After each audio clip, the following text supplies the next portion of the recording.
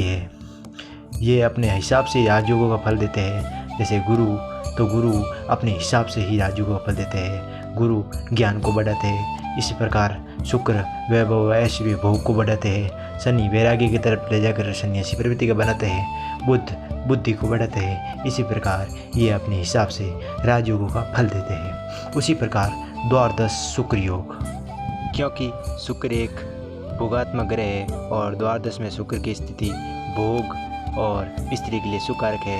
ये ऐश्वर्य प्रदान करता है। अब हम बात करते हैं अखंड साम्राज्य राजयोग की। लाभेश धर्मेश और धनेश में से कोई एक ग्रह चंद्र से और लगन से केंद्र में स्थित है और उनमें एक गुरु भी है, तो अखंड साम्राज्य राजयोग की उत्पत्ति होती है। ये सिर्फ मेष, वृष, कर्क, सिंह और वृश्चिक और कुंभ लग्न वालों के लिए ही बनता है। और इस राजयोग की प्राप्ति से आप नाना प्रकार के सुख और भोगों की प्राप्ति करते हैं। ये योग बेहद ही फलदायक होता है। ये योग कैसे बनता है, अब हम विचार करते हैं। इस योग की उत्पत्ति ऐसे होती है। अब हम वृष लग्न की कुंडली है और लगन से एकादशी स्थान में मीन राशि है और पंचमी स्थान में कन्या राशि है और नवमी स्थान में शनि की राशि है मकर। और इनमें से कोई एक पर अर्थात कोई बुध अब केंद्र में बैठ जाए और चंद्र केंद्र में बैठ जाए और इनमें से अर्थात मीन राशि का स्वामी होता है गुरु और गुरु भी यहाँ से केंद्र में बैठ जाए तो अखंड साम्राज्य योग की उत्पत्ति होती है। इस योग में जन्मा हुआ जातक कुछ इस प्रकार होता है।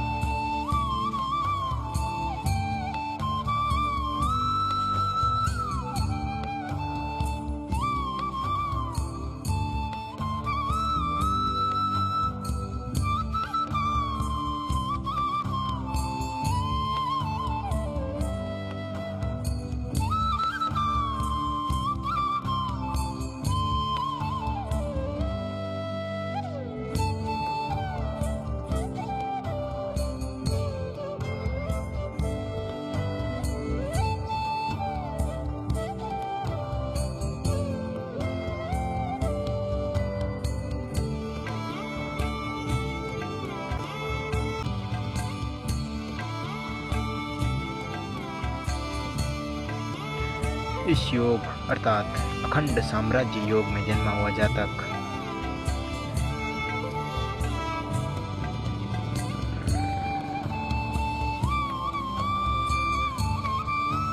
लोगों पर शासन करने का मौका मिलता है और ये स्थिति आपको बहुत धनवान और सैकड़ों पर शासन करने वाली बनाती है। अखंड साम्राज्य योग किस्मत वाले लोगों की कुंडली में बनता है।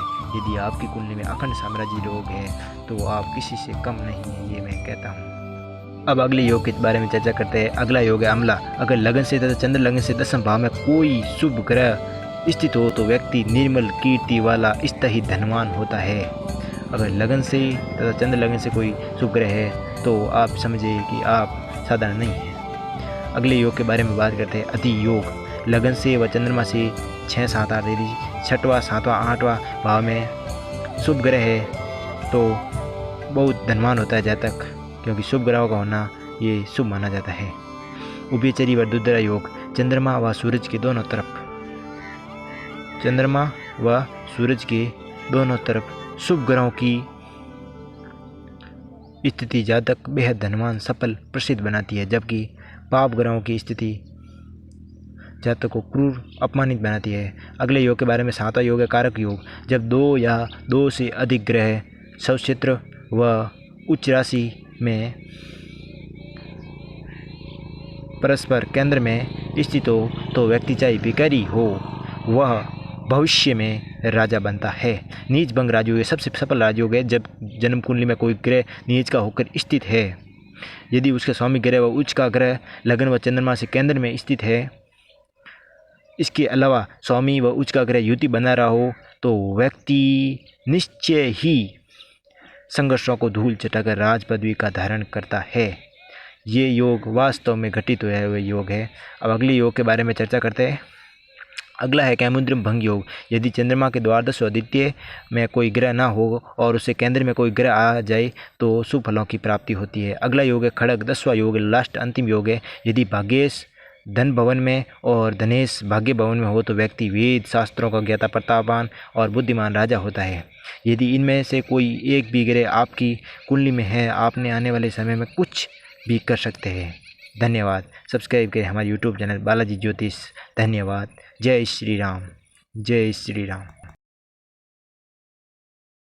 तो दोस्तों कैसा लगा हमारी वीडियो अच्छा लगा तो हमें कमेंट करके बताइए। हम आगे भी वीडियो बनाते रहेंगे। कुंडली में बनने वाले 10 प्रकार के राजयोग अभी तक बहुत कम लोग जानते होंगे, हम बताएंगे जन्म कुंडली में कैसे पता करें।